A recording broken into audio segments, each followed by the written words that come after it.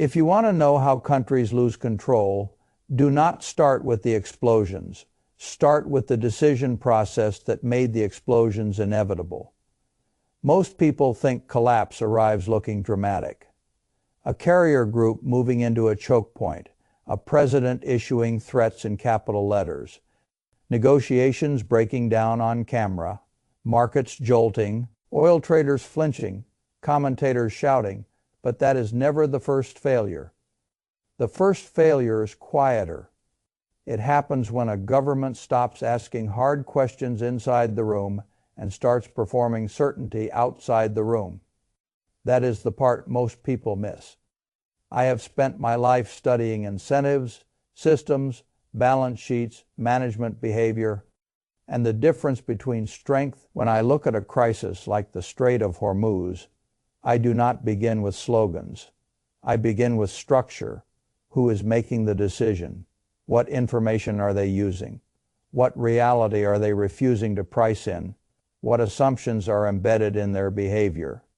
And above all, what happens when a powerful institution starts confusing leverage with noise? That confusion destroys fortunes.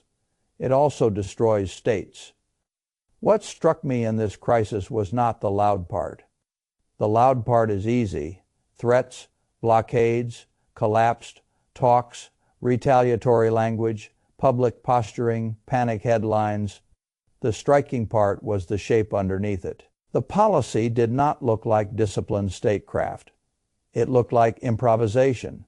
It did not look like a machine with procedures, internal dissent, layered review, and institutional memory. It looked like a personality storm trying to substitute for process. That distinction matters more than almost anybody understands. In business, when a company becomes over-centralized around one impulsive executive, the symptoms appear before the blow-up. Decisions become erratic. Signals become contradictory.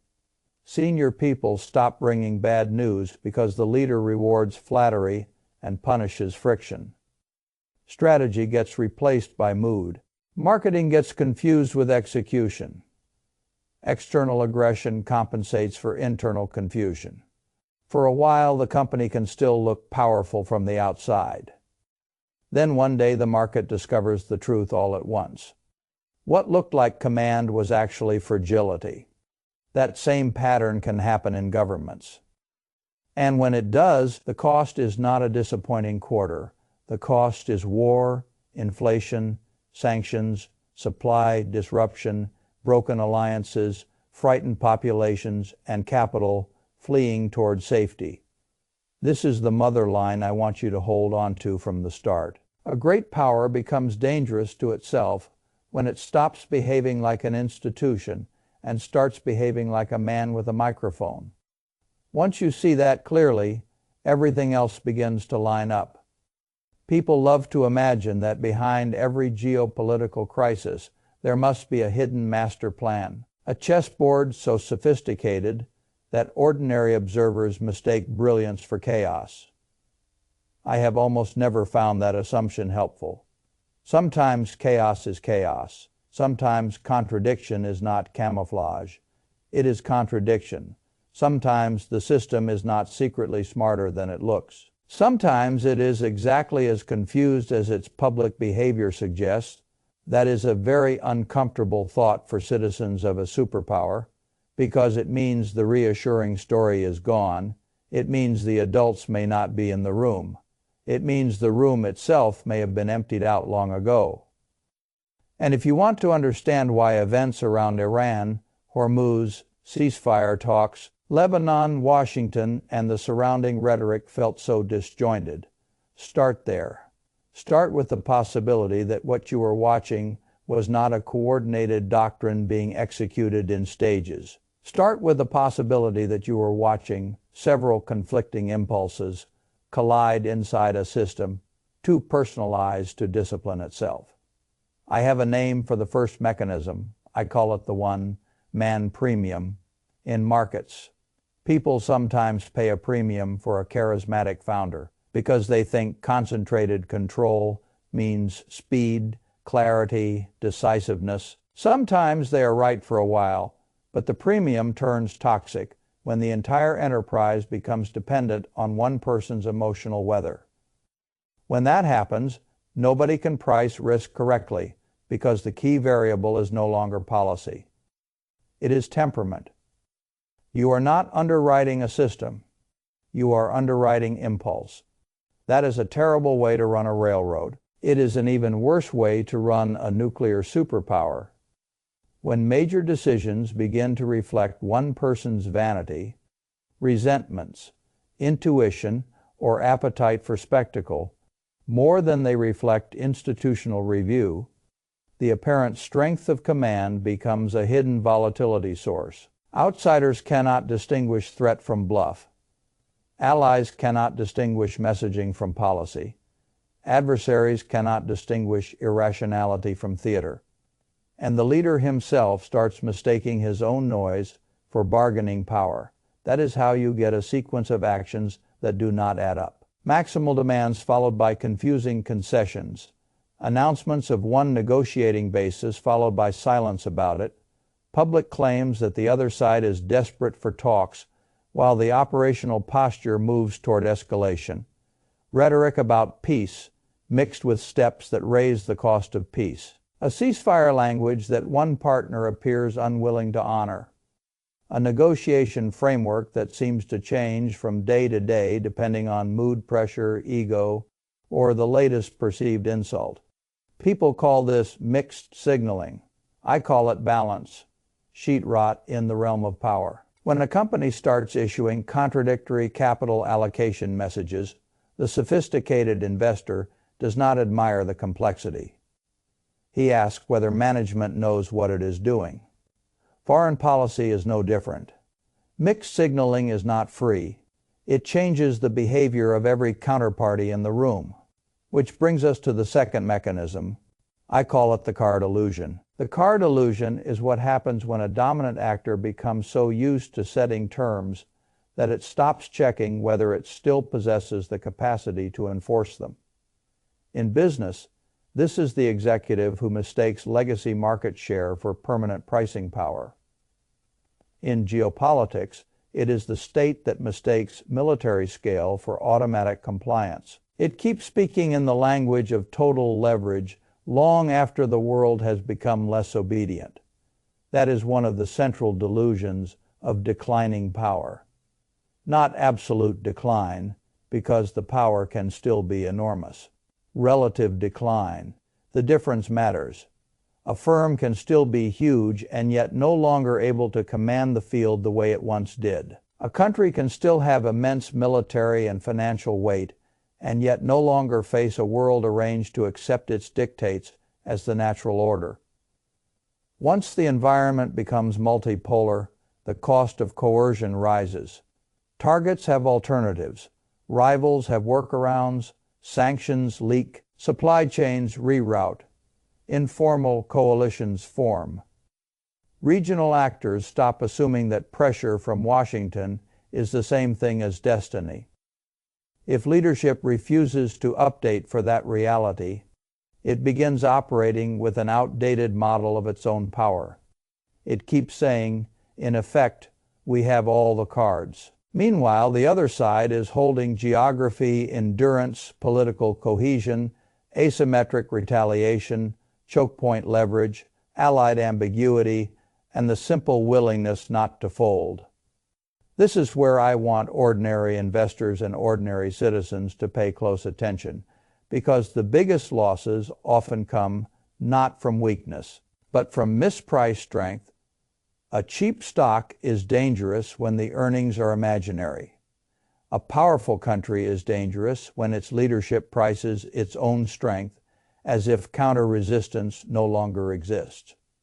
That is how you walk into long conflicts you said would be short, sanctions you said would be decisive, blockades you said would be clean, and retaliations you said would never come. In markets, you can survive one analytical error.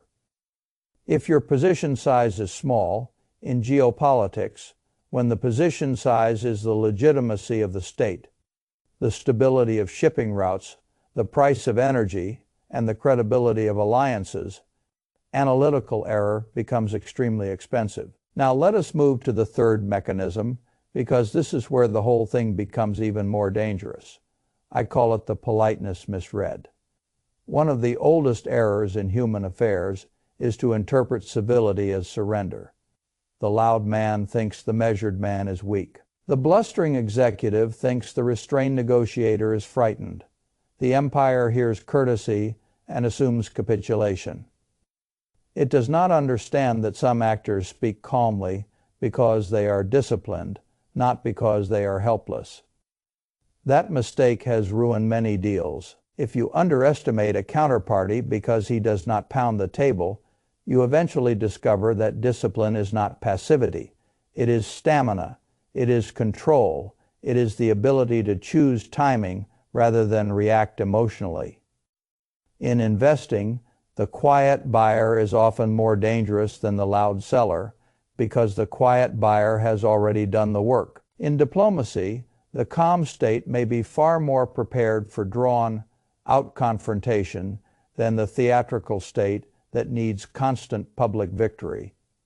This matters in the current case because when one side believes that courtesy, patience, or continued openness to dialogue is proof that pressure is working, it can push far past the point where a rational reading of incentives would have told it to stop. It begins to think every additional threat will produce surrender. Every escalation becomes self-justifying. Every failure is interpreted not as proof that the model is wrong, but as proof that more pressure is required. That is not strategy. That is addiction to coercion. The man who always believes one more threat will solve the problem is not negotiating. He is feeding a habit, and habits are expensive when they are funded by state power. The next mechanism is even more corrosive because it hollows out the machinery needed to correct error. I call it the empty room. The empty room is what happens when formal institutions still exist on paper. But the actual decision chain has collapsed into a tiny circle of loyalists, handlers, political protectors, frightened subordinates, and people who know the leader wants affirmation more than analysis. I have watched versions of this in corporate settings. The board still exists. The committees still meet. Reports still circulate. The general counsel still has a title. Investor relations still sends polished letters. But the real decision process has narrowed to a handful of people who speak in the emotional key of the chief executive. The institution remains visible, yet the institution is no longer governing. That is the most dangerous stage, because outsiders keep assuming that somewhere behind the curtain there must be memos, internal debate, scenario analysis, and professionals with veto power.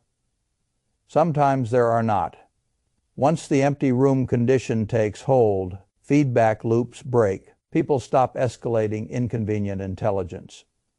Internal skeptics are outnumbered, marginalized, or converted into performers of loyalty. Congress defers. Departments drift.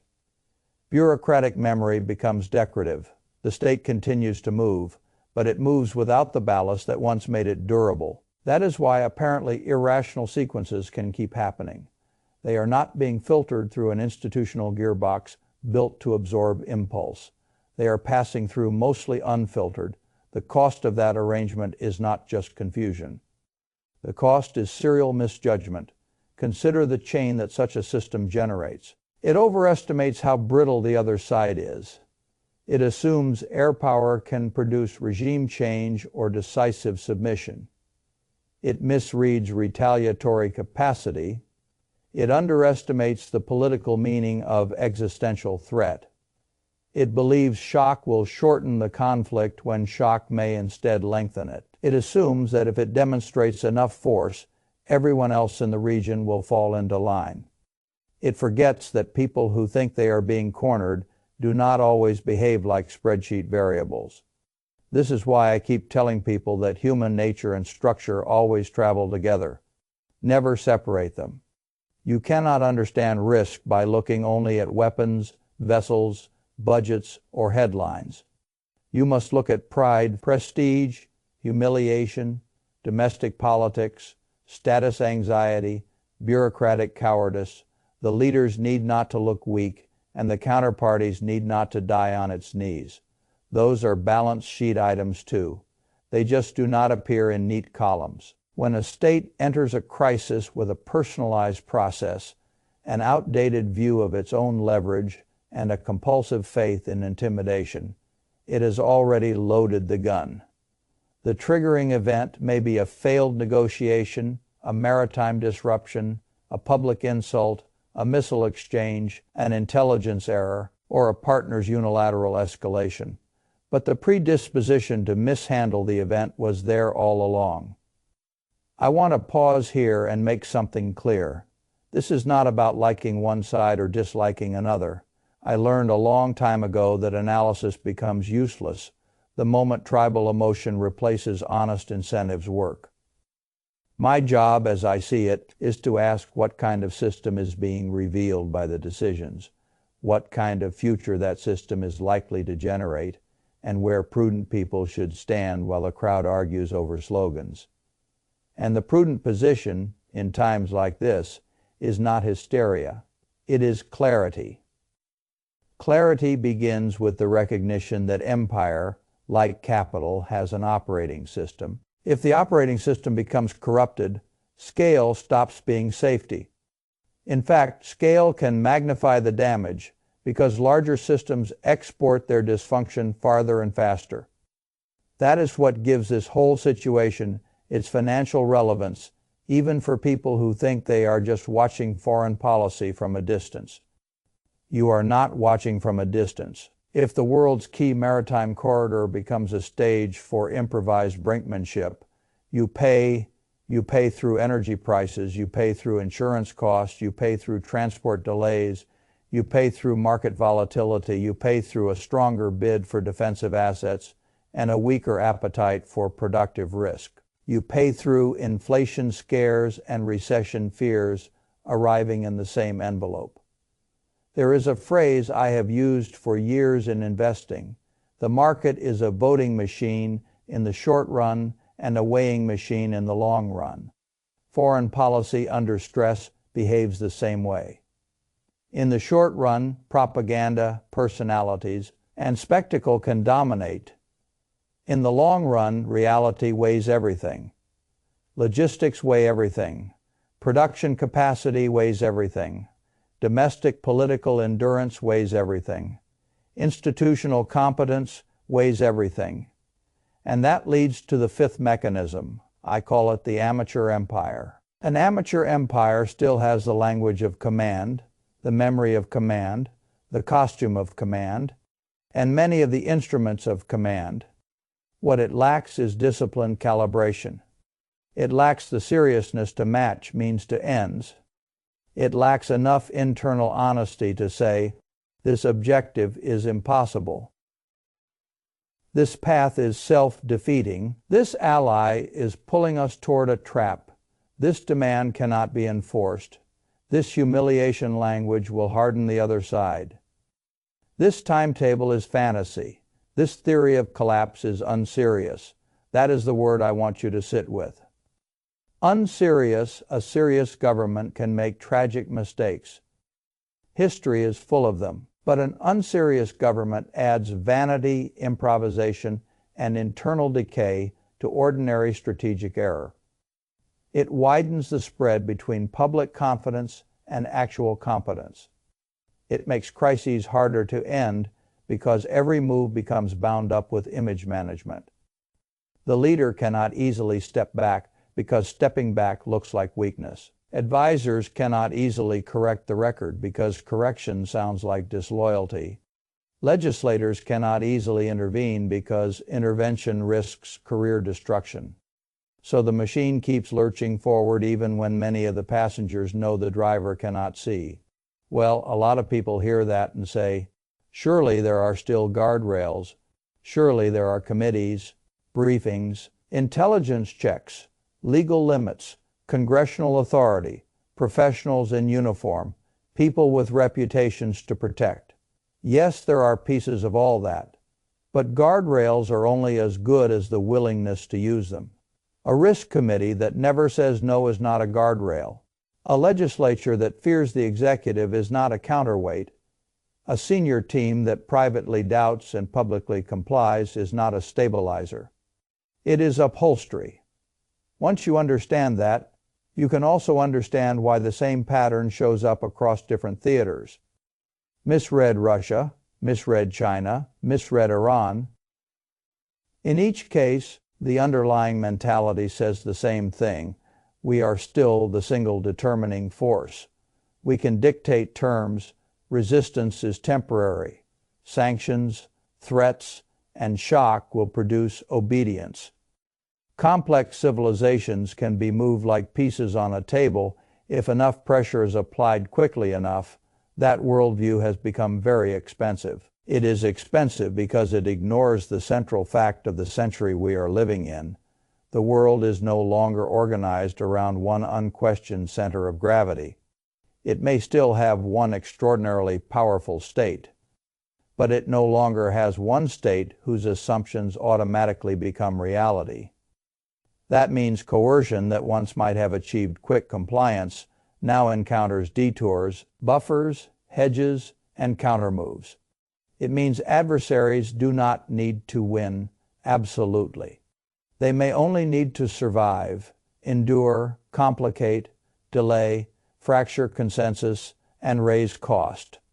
Sometimes that is enough to defeat the political objective of the stronger side. Investors understand this instinctively when they are sober. A competitor does not have to bankrupt your company to ruin your return. He may only need to force you into a lower margin, longer timeline, higher cost structure, and more fragile narrative. That is enough. States should understand this too. Often they do not. Now, let me take this one layer deeper, because the real danger is not only bad policy. The real danger is what bad policy does to the moral and psychological culture of a country. When citizens grow accustomed to improvisation at the top, they begin normalizing instability. They accept confusion as leadership. They confuse aggression with seriousness. They stop asking whether declared goals connect logically to chosen tools. They become audience rather than owners. They consume politics as theater and therefore lose the habit of demanding institutional integrity. That is a catastrophic civic habit. Free societies do not survive on energy alone. They survive on procedure, accountability, constitutional friction, distributed authority, and a public that understands the difference between command and competence. When those things erode, power centralizes emotionally before it centralizes legally. By the time people realize what has happened, much of the damage is already cultural. They have learned to excuse what once would have alarmed them. I have seen something like this in speculative booms. At first, the public notices the excess. Then the excess persists. Then the public adjusts. Finally, the public starts defending the excess because too much identity has been invested in not seeing clearly. That is how bubbles become social. And when the pop comes, it shocks people who had gradually trained themselves not to notice the obvious. Political systems can form bubbles too. A bubble in this case is the belief that institutional breakdown can continue indefinitely without a major invoice. The invoice always comes. It may come as strategic humiliation. It may come as economic strain. It may come as domestic fracture. It may come as a military setback. It may come as a loss of credibility so profound that allies begin hedging openly. But it comes. No great power gets to live forever off inherited muscle while its decision organs deteriorate. This is where I think many people still console themselves with a very dangerous thought. They say, well, even if the process is messy, the country is still too strong to suffer real consequences. I would urge you to be very careful with that sentence. Strength often delays punishment. It does not cancel it. In fact, delayed punishment can be worse because it encourages the system to keep compounding its errors. The powerful drunk driver survives many turns before the crash. That does not make him safe. It makes him harder to stop. And because the machinery remains formidable, the rest of the world keeps trying to interpret every action as the result of hidden sophistication. Again, I would resist that temptation. Power can coexist with incompetence for a long time. In some ways, that is the most dangerous combination of all, because the capability for damage remains high while the capability for self-correction falls. Think about the practical sequence. A small circle makes a grave decision. Dissent exists, but does not govern. The leader prizes loyalty over contradiction. A regional partner has its own escalation preferences and different end goals. Public language becomes maximal. The target interprets the posture as existential and responds accordingly. The initiating power is then surprised by retaliation. It should have priced in from the beginning. Markets wobble, allies get nervous. Domestic institutions lag. Everyone scrambles to explain why the event that was entirely predictable somehow arrived as if from nowhere. That is not a black swan. That is a governance failure with a media budget. I know some people do not like when financial thinking is applied to war and statecraft. They say the domains are too different. I disagree. Human beings carry their incentives everywhere. Overconfidence, leverage, moral hazard, denial, groupthink, executive capture, sunk cost pride, narrative management, refusal to mark assets honestly, dependence on cheap confidence, the tendency to double down when the thesis is broken. These are not only Wall Street behaviors, these are civilizational behaviors. And when they appear inside the command center of a major state, they become everybody's problem. So what should a sober person do with that recognition? First, stop assuming that size guarantees wisdom. It does not. A large balance sheet can hide a rotten culture. A large military can hide a broken process. A famous institution can hide terrified insiders. A loud leader can hide strategic emptiness. Second, learn to distinguish the language of resolve from the substance of preparation. Resolve without calibrated planning is just testosterone with a flag wrapped around it. Serious strategy is often quieter than vanity theater. It has fewer exclamation points and more logistics. Third, understand that multipolarity is not a slogan. It is an operating reality. It means other actors have more room to resist, more room to trade around pressure, more room to absorb shocks, more room to inflict cost without having to win in an absolute sense. If you do not update for that, you will keep making the same forecasting errors and calling them surprises. Fourth, never trust a system that treats institutional procedure as inconvenience. In capital markets, weak governance deserves a discount. In geopolitics, it deserves fear. And fifth, do not wait for the final proof. By the time final proof arrives, the repricing is already underway. That last one is important because ordinary people tend to demand impossible certainty before they act intelligently. They want the bridge to visibly collapse before they reconsider the engineer. They want the earnings fraud admitted before they question management. They want the war spiral undeniable before they ask whether the decision process was defective from the start. But life does not pay you for late recognition. It punishes you for it. The signal comes first. The pain comes later. The signal here is the repeated appearance of the same pattern.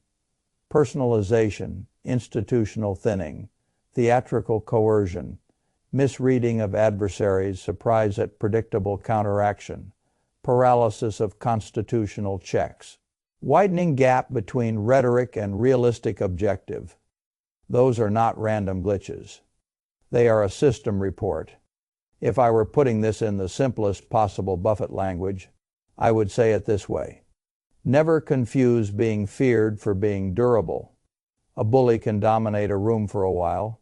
He may even dominate a building. But if his method destroys trust, corrupts information, centralizes error, and turns every disagreement into a loyalty test, he is liquidating his own franchise. He may not know it. The audience may not know it. The people flattering him certainly will not tell him. But the economics of the arrangement are getting worse by the day. That is true for a corporation. It is true for an empire. And there is one more hard truth that belongs here.